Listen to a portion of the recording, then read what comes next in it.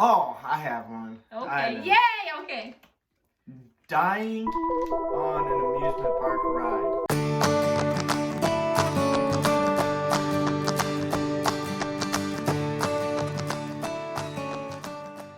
Hi everybody and welcome to today's video. I have a guest here with me today. We're going to be doing a Q&A today. I put a thing out on Instagram and you guys asked us a bunch of questions, so we're going to go ahead and answer those today. Also in those questions were a couple of assumptions, so we'll go ahead and clear up those assumptions for you guys as well. Are you kidding me? What? Question number 1 is, what is your favorite thing about your house? I think just for me, my favorite thing is having our own space. Being able to come home to something that's our own and know that we can do whatever we want to it is my favorite thing. My least favorite thing is probably if something breaks, we're responsible to fix it, which has happened a couple of times. So it's been a definite learning experience, but it's something I wouldn't want to change because I just love having our own space so much and having the freedom to do what we want with it. Yeah. I think my favorite thing, though, sorry, we gotta occupy the dog. I think my favorite thing is having a yard. Yes, it's a lot of work to have a yard, but it's just so fun because, like, we have our little barbecue and we like to grill stuff and just play outside and hang out outside, and the dog can roam all over and do whatever he wants outside. So I think that's my favorite thing. I think my least favorite thing would probably be if something breaks, you have to pay for it, because that sucks really bad. Next question. Well, we're gonna save some of the juicy ones for the end because I'm kind of scared. Next question is, what are your top 3 favorite activities to do together? This is what I think they are, okay? In order or no order? No specific order, just top 3. Okay. Road biking. Yep. Going to football games. Yeah. BYU football games. And I think probably the third one, now this is kind of weird, I guess. I don't know, maybe it's not weird.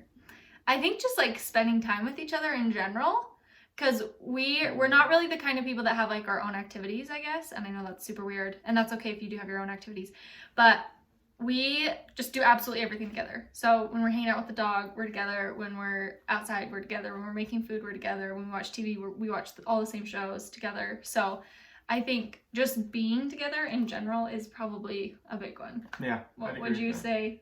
Would you change add, any of those? No, I would just add like going to movies. Oh, we do love movies. We love movies. We have our big popcorn bucket and our drinks. The little kid at the movie last night actually said, 2 nights ago, told us, "That's a lot of popcorn." It's almost gone. Like, yeah, and it's almost gone. And we love popcorn. Funny. We love movies. That's a good one. Yeah. But we just usually try to participate in whatever the other person wants to do. Like, I like to golf, so Sage will go golfing, and whether or not she's playing or just riding in the cart with me, she'll go.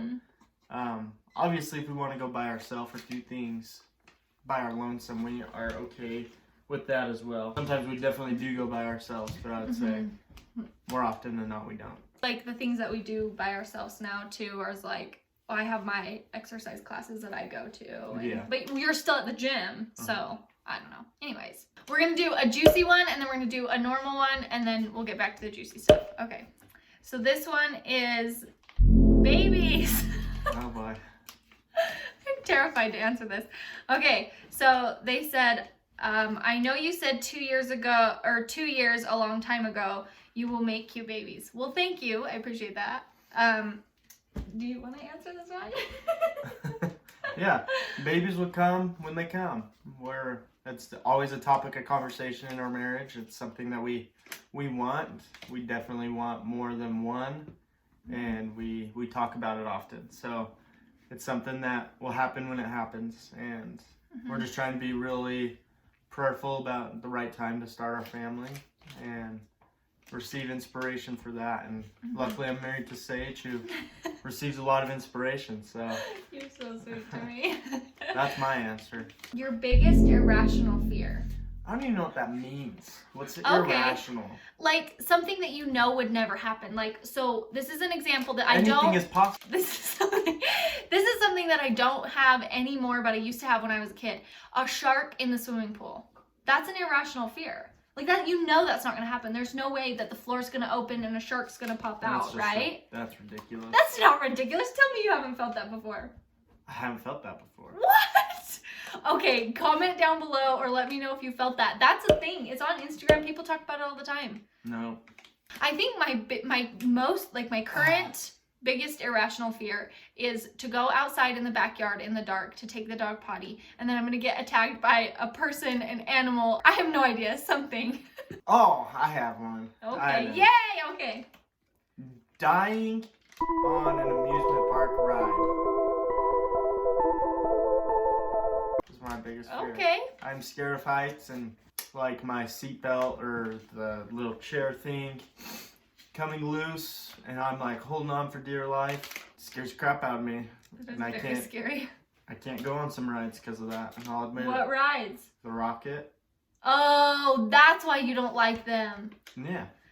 Okay, every time we go to amusement parks, that's like my most favorite ride. I won't go. Is the one that you drop. I don't. The re-entry, and so every time I do it by myself, and I'll do it like 4 times by myself because I love it and he hates it. Dang right. So next question, I would consider this a juicy question, mostly because people don't really know the actual story of how we met. So this question is, how did you guys meet? We actually met on Tinder. Almost paradise, we're knocking on heaven's door. And this is absolutely hilarious. Like, a lot of people don't know this because it's not really the story that we tell. So I went to high school with his cousin. We danced together, super good friends. Like, I knew her in junior high. And her name is also Sage, so that's pretty funny. But we matched on Tinder, and we had messaged a couple of times, and I looked him up on Facebook like everybody does. You stalk everybody, right? Yep. And I noticed he was friends with Sage, and I was like, how do you know her? And he was like, oh, that's my cousin. And he was actually my first and only Tinder date. So Tinder success story. But we went to movies for our first date. I think we saw each other almost every day after that until we got married, except for like maybe 5 days. Yeah. We dated for like 4 months before we got engaged, which to a lot of people can seem pretty fast, but then we were engaged for like 6 months. Yeah. Which I 7 think months. is, yeah, I think is kind of long if you're planning a wedding. I'd maybe say like 4 is probably good. But, I mean, I know there are people out there that do year-long engagements. All in all, we were together about a year before we got married, so pretty good. I think that's pretty good. Okay, so the last question that we're gonna do, and then we'll go ahead and do the assumptions, is what is one thing that annoys you about your significant other? You go first. I don't want to go first. Go first. You go first. So Sage works from home, and I'll get home from work. The dishwasher will be completely empty from the night before, and I'll see like 4 dishes in the sink from her lunch and her snacks that day, and I'm just like, it's not that hard just to put it in the dishwasher. Yes, that's true. It's kind of a new thing. I am a very organized person. I like to clean stuff, but during the day I'm working, I'm getting phone calls like constantly, so I have to run downstairs, put my dish in the sink, and run back upstairs. I get that. So the biggest thing, and I mean there's a couple of things. That's nice. Really nice. I'm gonna drink my Capri Sun. I didn't really mean that like that.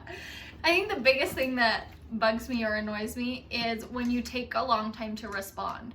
So like, we're not fighting at this point, we're just like disagreeing, or we're just like having a discussion, and he'll take forever to respond. Like, there have been times where I've fallen asleep because he took so long to respond.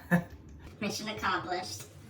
He stopped the conversation. End the conversation. All right, so we're gonna go ahead and do the assumptions. So there's 2 assumptions. They're pretty similar, but we'll just go ahead and do them both.